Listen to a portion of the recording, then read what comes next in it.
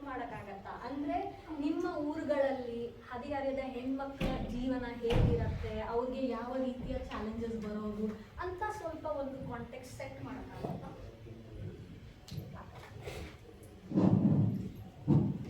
ಎಲ್ಲರೂ ವಿಚಾರಗಳು ಸಿಮಿಲರ್ ಅನ್ಸುತ್ತೆ ನನಗೆ ಕೇಳಿರೋ ಪ್ರಕಾರ.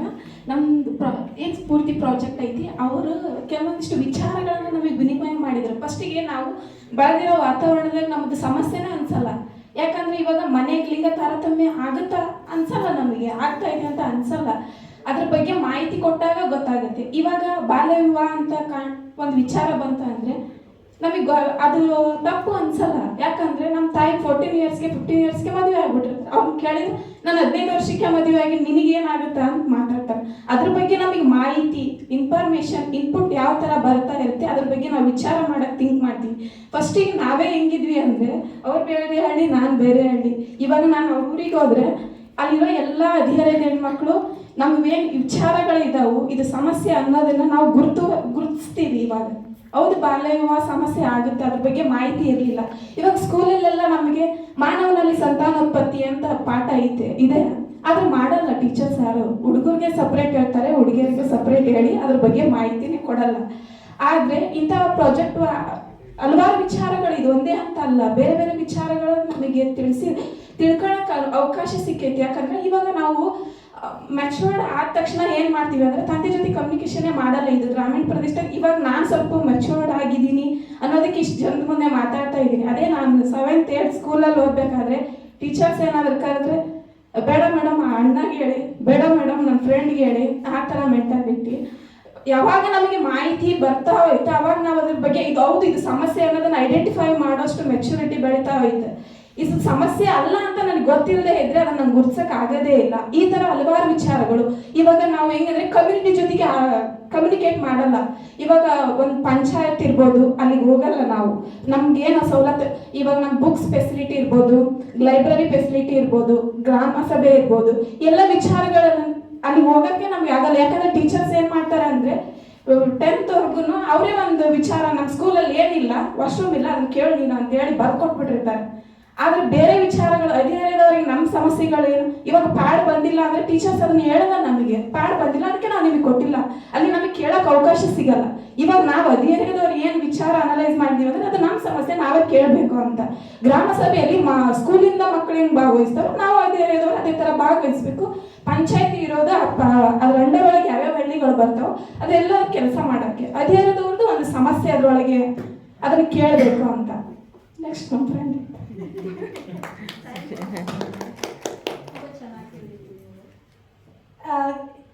ಶಿವಮ್ಮ ನಿಮ್ಗೆ ಹೇಳಿಲ್ಲ, ನೀವು ಎಲ್ಲರೂ ಗ್ರಾಮೀಣ ಪ್ರದೇಶದಿಂದ ನೀವು ಯಾರು ಕೂಡ ದೂರ ಇಲ್ಲ. ಯಾಕಂದ್ರೆ ಅಲ್ಲಿ ಎಷ್ಟೆಲ್ಲ ಸಮಸ್ಯೆಗಳು ಐತಿ ಅಂತ ನೀವು ನಮಗಿಂತ ತುಂಬಾ ಹತ್ರದಲ್ಲಿ ಬೇರೆ ಬೇರೆ ಪ್ರದೇಶಗಳಲ್ಲೆಲ್ಲ ನೀವು ನೋಡಿದ್ದೀರಿ. ಹಿಂಗೆ ಈಗ ಪವಿತ್ರ ನನ್ನ ಮನೆಯಲ್ಲಿ ನನ್ಗೆ ಓದಿಸ್ತಾ ಇದ್ದಾರೆ ಅಂದ್ರೆ ನನ್ನ ಪಕ್ಕದ ಮನೆ ಹುಡುಗಿಗೂ ಪವಿತ್ರನ ಶಾಲೆಗೆ ಕಳಿಸ್ತಾರೆ, ನನ್ನ ಮನೆಗೂ ಶಾಲೆಗೆ ಕಳ್ಸೋಣ ಅಂತಾರೆ. ಅದೇ ಪಕ್ಕದ ಮನೆ ಹುಡುಗಿಗೆ ಮದುವೆ ಮಾಡಿದ್ರೆ ಅಕ್ಕಿ ಮದುವೆಗಳ ನಿನಗೂ ಮದುವೆ ಮಾಡ್ತೀವಿ ಅಂತಾರೆ. ಅಂದ್ರೆ ಹಳ್ಳಿಗಳಲ್ಲಿ ನಮ್ಗೆ ಓನ್ ಡಿಸಿಷನ್ ಅಂತ ಇರಲ್ಲ. ಹುಡುಗಿ ಇರ್ಲಿ, ತಂದೆ ತಾಯಿಗಳೇ ಏನಪ್ಪಾ ಅಂದ್ರೆ ಮುಖ್ಯವಾಗಿ ಪಕ್ಕದ ಮನೆಯಲ್ಲಿ ಅಥವಾ ನಮ್ಮೂರಲ್ಲಿ ಏನ್ ನಡೀತಾ ಇರುತ್ತೆ ಅವರು ಕೂಡ ಅದನ್ನೇ ಫಾಲೋ ಮಾಡ್ತಾ ಹೋಗ್ತಾರ. ನಾವು ಅದನ್ನ ಪ್ರಶ್ನೆ ಮಾಡಂಗೆ ಇಲ್ಲ. ಯಾಕಂದ್ರೆ ನಮ್ಮ ಅವ್ವನು ಅವರವನ್ನ ಫಾಲೋ ಮಾಡ್ತಿದ್ಲು. ಅದು ಅಂದ್ರೆ ಒಂದ್ ಜನರೇಷನ್ ಇಂದ ಒಂದ್ ಜನರೇಷನ್ಗೆ ಹಂಗೆ ಬಂದ್ಬಿಟ್ಟಿತ್ತು. ಸೊ ಈ ತರ ಎಲ್ಲ ಸಮಸ್ಯೆಗಳಿದ್ದಾಗ ನಮ್ಗೆ ಹುಡುಗಿರಿಗೆ ಎಲ್ಲೂ ಕೂಡ ಮಾತಾಡಕ್ ಅವಕಾಶಗಳು ಇರ್ಲೇ ಇಲ್ಲ. ನಮ್ಗೆ ಎಷ್ಟು ಅನಿಸ್ತಾ ಇತ್ತಂದ್ರೆ ನಮ್ಮ ತಮ್ಮ ಸೈಕಲ್ ಹೊಡಿತಾನ, ನಮ್ಮ ತಮ್ಮ ಬೈಕ್ ಹೊಡಿತಾನ, ಆದ್ರೆ ನಾನು ಮುಸ್ರಿ ತೆಗ್ಬೇಕು, ಕಸ ಹೊಡಿಬೇಕು, ರಂಗೋಲಿ ಆಗ್ಬೇಕು. ಆದ್ರೆ ಎಷ್ಟೋ ಸಲ ನನ್ನ ತಮ್ಮನಿಗೂ ಆಸೆ ಇರ್ತಿತ್ತು, ನಾನು ನಮ್ಮ ಅಕ್ಕನ ಜೊತೆ ಸೇರಿ ಅಡ್ಗೆ ಮಾಡ್ಬೇಕ, ನಾನು ಏನಾದ್ರು ಅವ್ರ ಕೆಲಸಗಳಿಗೆ ಹೆಲ್ಪ್ ಮಾಡ್ಬೇಕಂತ. ಆದ್ರ ಅವರೆಲ್ಲರೂ ನೀ ಗಂಡ್ಸದಿದಿ ನೀನ್ ಯಾಕೆ ಹಿಂಗ್ ಮಾಡ್ತಿ ಅಂತ ನಮ್ಮ ತಂದೆ ತಾಯಿನ ಅವ್ರ ಹೊರಗೆ ಇಡ್ತಿದ್ರು. ನೀ ಹೆಣ್ಮಗಳದಿದಿ ನೀನ್ ಈ ತರ ಕೆಲಸ ಮಾಡಬಾರ್ದಂತ ನಮ್ಮನ್ನ ಹೊರಗೆ ಇಡ್ತಿದ್ರು. ನಾವ್ ಯಾವಾಗ ಹಳ್ಳಿಯಲ್ಲಿ ಹುಡುಗಿಯರೆಲ್ಲರೂ 10 ಜನರಿಂದ 20 ಜನರು ಒಂದು ಗುಂಪನ್ನ ಕಟ್ಕೊಳ್ಳೋಕೆ ಶುರು ಮಾಡಿದ್ವಿ, ಅದು ನಮಗೆ ಸುಲಭದ ವಿಷಯ ಆಗಿರ್ಲಿಲ್ಲ. ಒಂದ್ ಹಳ್ಳಿಯಲ್ಲಿ ಒಂದ್ ಹುಡುಗಿಯರ್ ಗುಂಪು ಕುತ್ಕೊಂಡು ಅಲ್ಲಿ ಏನೋ ಮಾತಾಡ್ತಾ ಇದ್ದಾರೆ, ಏನೋ ಆಕ್ಟಿವಿಟೀಸ್ ಮಾಡ್ತಿದ್ದಾರೆ, ಜೋರಾಗಿ ಅವ್ರು ನಗ್ತಾ ಇದ್ದಾರೆ ಅಂದಾಗ ನಮ್ಮ ತಂದೆ ತಾಯಿ ಎಲ್ಲ ಬೇರೆಯವ್ರು ಅಲ್ಲಿ ಊರಿನ ಜನನ ನೀವ್ ಹೆಣ್ಮಕ್ಳದಿರ್ ಗೊತ್ತಾಗಲ್ಲೇನ, ನಮ್ಮ ಮಕ್ಳು ನಿಮ್ಮನ್ನ ನೋಡೇ ಕಲ್ತಾರು, ಹೋಗ್ಬರ್ರಿ ಅಂತ ನಮಗೂ ಬೈದ್ ಕಳಿಸ್ತಿದ್ರು. ನಾವ್ ಯಾರು ಕೂಡ ನಮ್ಮ ಮನೆಯಲ್ಲಿ ಒಂದ್ 10 ಜನ ಹುಡುಗಿರು ಮಾತಾಡ್ಲಿಕ್ಕೆ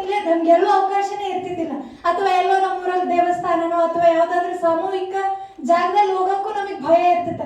ನಮ್ಮ ಅಪ್ಪ ಬೈತಾನ, ನಮ್ಮ ಅಪ್ಪ ಬೈತಾಳ, ನಾವು ಬರಂಗಿಲ್ಲ, ಹಿಂಗೆ ಹೇಳ್ತಿದ್ವಿ. ಬಟ್ ಯಾವಾಗ ನಮ್ದೊಂದು ತಂಡ ಸ್ಟ್ರಾಂಗ್ ಆಯ್ತಲ್ಲ, ಆವಾಗ ಜನ ನಮ್ಮನ್ನ ಗುರುತಿಸೋದಕ್ಕೆ ಶುರು ಮಾಡಿದ್ರು. ಈ ಹುಡುಗಿರು ಏನೋ ಮಾತಾಡ್ತಾರೆ, ಆ ಹುಡುಗಿಯಿಂದ ನನ್ನ ಮಗಳು ಕೂಡ ಕಲಿತಾಳ, ನನ್ನ ಮಗಳಲ್ಲೂ ಕೂಡ ಒಳ್ಳೆ ಬದಲಾವಣೆಗಳು ಬರ್ಲಿಕ್ಕೆ ಶುರುವಾಗಿದಾವ ಅಂತ. ಅದು ಬರೀ ಶಿಕ್ಷಣ, ಆರೋಗ್ಯ ಅಂತ ಅಷ್ಟೇ ಅಲ್ಲ, ನಮ್ಮ ಮನೆಯಲ್ಲಿ ನನ್ನ ಆಸೆ ಆಕಾಂಕ್ಷೆಗಳು ಏನಿದೆಯೋ ಅದನ್ನ ಸ್ಪಷ್ಟವಾಗಿ ನಮ್ಮ ತಂದೆ ತಾಯಿಗಳ ಜೊತೆಗೆ ಮಾತಾಡೋದನ್ನ ನಾವೆಲ್ಲ ಹುಡುಗಿರು ಕೂಡ ಸೇರಿ ಕಲ್ತಿದೀವಿ ಅನ್ನೋದು ಕೇಳಕ್ ಬಹಳ ಇಷ್ಟಪಡ್ತೀನಿ. ಥ್ಯಾಂಕ್ ಯು ಶಿವಮ್ಮ, ಪವಿತ್ರ, ನೀವಿಬ್ಬರು ಒಂದು ಕಾಂಟೆಕ್ಟ್ ಸೆಟ್ ಮಾಡಿದ್ರಿ. ಫಸ್ಟ್ ಹೇಗೆ ಇತ್ತು ನಿಮ್ಮ ಊರಲ್ಲಿ ಅಂತ ಒಂದು ಕಾಂಟೆಕ್ಟ್ ಸೆಟ್ ಮಾಡಿದ್ರಿ. ಅದ್ರ ಜೊತೆ ನಿಮ್ಮಲ್ಲಿ ಯಾವ ರೀತಿಯ ಒಂದು ಚೇಂಜಸ್ ಬಂದಿದೆ ಅಂತಾನೂ ನೀವು ಹೇಳಿದ್ರಿ. ಇದು ಅವ್ರು ಸ್ವಲ್ಪ ಹೇಳಕ್ ಶುರು ಮಾಡಿದ್ರು, ನಮಗೆ ಮಾಹಿತಿ ಇಲ್ಲ, ಮಾಹಿತಿ ಸಿಕ್ಕ ಮೇಲೆ ನಾವು ಈ ಥರ ಒಂದು ಚೇಂಜಸ್ ನೋಡಕ್ ಶುರು ಮಾಡಿದ್ವಿ ಅಂತ. ಮತ್ತೆ ನೀವು ಹೇಳಿದ್ರಿ ನಮ್ಮದು ಒಗ್ಗಟ್ಟಾಗಿ ಒಂದು ಗುಂಪಿಲ್ಲ ಮುಂಚೆ, ಬಟ್ ಈಗ ಆ ಗುಂಪಿಂದ ಸ್ವಲ್ಪ ಬದಲಾವಣೆ ಬರ್ತಾ ಇದೆ.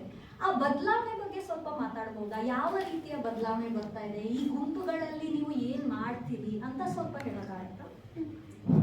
ಬದಲಾವಣೆ ಅಂದ್ರೆ ಗ್ರಾಮೀಣ ಮಟ್ಟದಾಗ ನಾನು ಇವಾಗ ನಂಗೆ ಓದಕ್ಕೆ ಬರಲ್ಲ, ಸಡನ್ನಾಗಿ ಹೋಗಿ 18 ಇಯರ್ಸ್ ಆದಮೇಲೆ ಬೇರೆ ಎಕ್ಸಾಮ್ ಕ್ರ್ಯಾಕ್ ಮಾಡಿದೆ, ಅದು ಬದಲಾವಣೆ ಎಲ್ಲ. ನಮ್ಮ ಮಟ್ಟದೊಳಗೆ ಬದಲಾವಣೆ ಅಂದ್ರೆ ನಾನು ಮೊದಲು ನನ್ನ ತಂದೆ ಜೊತೆಗೆ ಮಾತಾಡೋಕ್ಕೆ ಪ್ರಯತ್ನ ಮಾಡೋದು, ಅದೆಲ್ಲ ನಮಗೆ ಫಸ್ಟಿಗೆ ಆಗ್ತಾ ಇರಲಿಲ್ಲ. ಇದನ್ನು ಬದಲಾವಣೆ ಅಂತಲೇ ಹೇಳ್ಬೋದು. ನಾವೇನೇ ಗ್ರಾಮ ಪಂಚಾಯತಿಗೆ ಹೋಗಿ ನಮಗಿರೋ ಫೆಸಿಲಿಟಿ ಬಗ್ಗೆ ಕೇಳ್ತಾ ಇದ್ದಿಲ್ಲ, ಅದನ್ನು ಬದಲಾವಣೆ. ನನಗೆ ಓದಬೇಕಂತ ಆಸೆ ಇತ್ತು, ನಾನು ಹೇಳ್ತಾ ಇರಲಿಲ್ಲ. ಇವಾಗ ನಾನು ಹೇಳಿ ನನಗೇನು ಇಷ್ಟ, ನಾನು ಏನು ಓದಬೇಕು, ಹೆಂಗಿರ್ಬೇಕು, ನಾನು ಎಲ್ಲಿ ಸೇರಬೇಕು, ಯಾವ ಜೊತೆ ಕಮ್ಯುನಿಕೇಟ್ ಮಾಡಬೇಕು ಅನ್ನೋದನ್ನು ನಾನು ಡಿಸೈಡ್ ಮಾಡ್ತೀನಿ ಅಂದರೆ ಅದು ಬದಲಾವಣೆ. ಈ ಥರದಲ್ಲಿ ಹಲವಾರು ಬದಲಾವಣೆಗಳಾಗಿದ್ದಾವೆ. ಇವಾಗ ನಾನು ಮೊದಲು ಹೆಂಗೆ ಅಂದರೆ 8 ಇಯರ್ಸ್ ಬ್ಯಾಕ್ ನನ್ನ ಈ ಪ್ರಾಜೆಕ್ಟ್ ಅವ್ರು ಕರೆದಾಗ ಲೇಡೀಸ್ ಸ್ಟಾಪ್ ಬಂದ್ರಷ್ಟೇ ನಾ ಬರ್ತೀನಿ ಅಂತ ಹೇಳಿದ್ದೆ.